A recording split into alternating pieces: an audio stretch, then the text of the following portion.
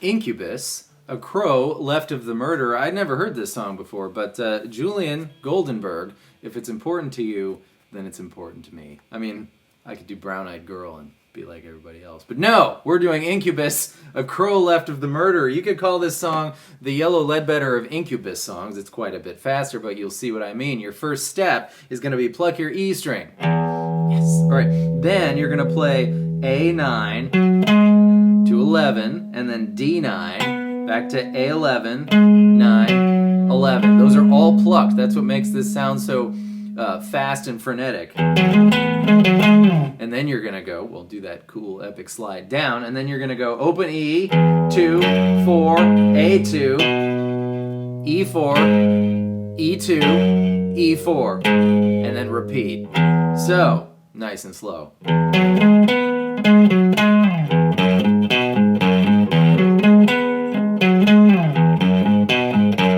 The third time's different. You're going to start the same, but instead of that D9, that's a B note, that's E major's 5th, we're going to play a D sharp note, that's E major's major 7th on the G string 8th fret. That's a little tricky to reach back there. You could also do this riff starting on D4,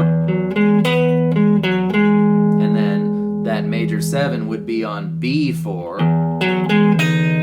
But listen to the difference. I think you can hear the difference. If I play this G string 8th, don't worry, I'm going to get back to what we're trying to do there. If I play this G string 8th fret, that's a D sharp. If I play this B string 4th fret, they're the same note, but they sound a little different because the G string is a little bit fatter than the B string. So this one sounds kind of warm and round. This one sounds kind of sharper and something. You can't there's no adjectives for, that's why we say weird stuff like warm and fuzzy.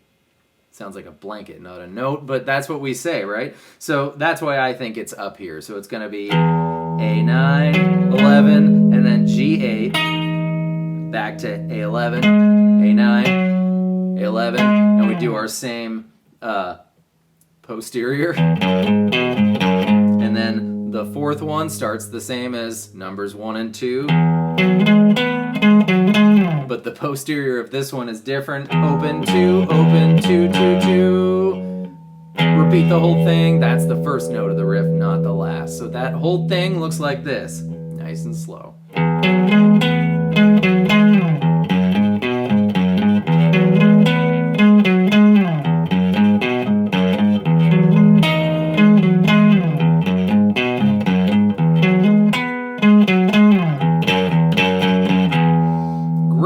Going into the chorus now, that's the verse, that's it. Enjoy. Going into the chorus now, we're going to end with our, instead of doing open E, we're going to move up to a G power chord. So this is a key change, and G power chord is E3, A5, D5. And it's going to be G, 2, 3, 4, up to D on the 5th fret of the A string, down to B on the 2nd fret of the A string. So we got E3, A5, A2. If you want to stay on the same string, you could be all E3,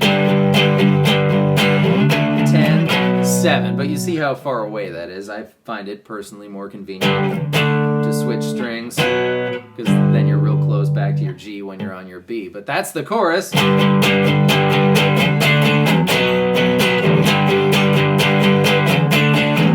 That transition will sound like this.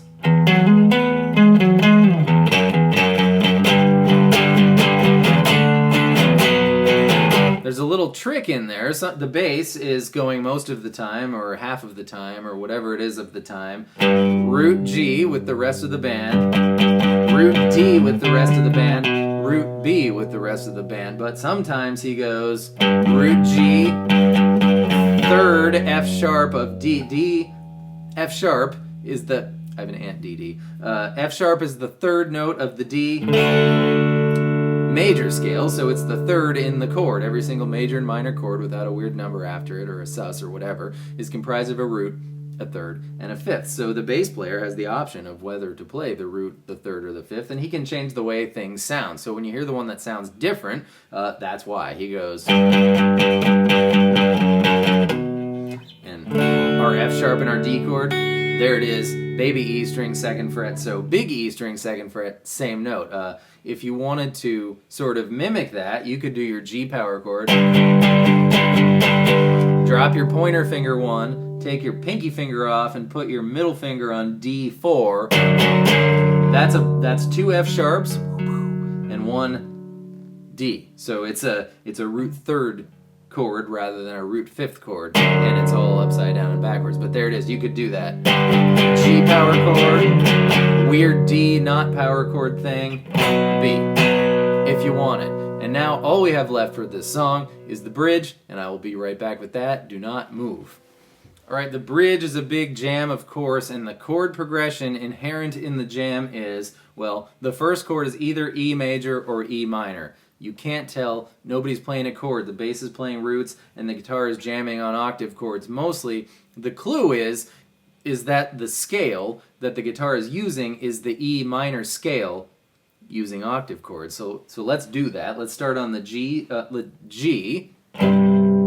give you the chord progression first. So either E major or minor. It doesn't matter. Whatever one feels better to your ear. I'm going to do minor. Followed by D. Followed by G, followed by F. No real clues there because the D major and these chords don't belong together. They just did it because that's what they wanted to do and it sounds cool. But the octave chords that the guitar is messing around on, we'll do the E string and the A string, and you can do whatever you like. Let's start on G. Octave chords, E3, D5. We're muting everything else with your pointer finger so you can strum away. We're going to go G, A, 5th fret, B, 7, C8, D, 10, up to E12, and F sharp, 14. That's on the E string. On the A string, let's start on B. Let's start on B. 2nd fret of the A string. Same octave chord idea here. Now we're muting the E, the D, and the B, and the E string, and we hear A and G. So B, 2nd fret, C, 3rd fret, D, 5th fret, E, 7, F sharp, 9, G, 10. So do whatever you want with those chords. You hear them go like this a bunch of times. That's 5, 7, 8, 7, 5. But all of those notes are correct. The only thing I want to point out is the F is not correct for this scale. For this scale, right? It's correct for the song. So we're doing this. You're on the E minor octaves on whichever string, doing whatever you want. There's no wrong note. You mess around. But when they get to the F, your new option is, instead of playing F sharp, which we had on the 14th fret of the E string and the 9th fret of the A string, play F instead.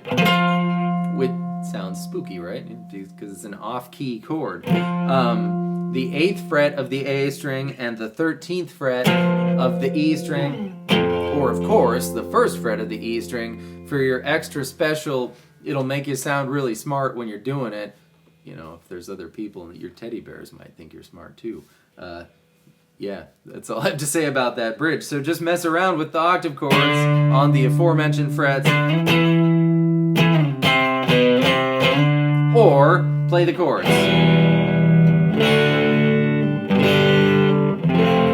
And that is all the pieces you'll hear in the last chorus that they do instead of they do every single time instead of just the last time. But those are all the pieces to A Crow Left of the Murderer by Incubus. Now we have 2 Incubus songs in the Incubus playlist, so eventually we'll have, some more. Anyways, thank you, Julian, for that request. That was a really fun learn. The Yellow Ledbetter of Incubus songs, except much faster.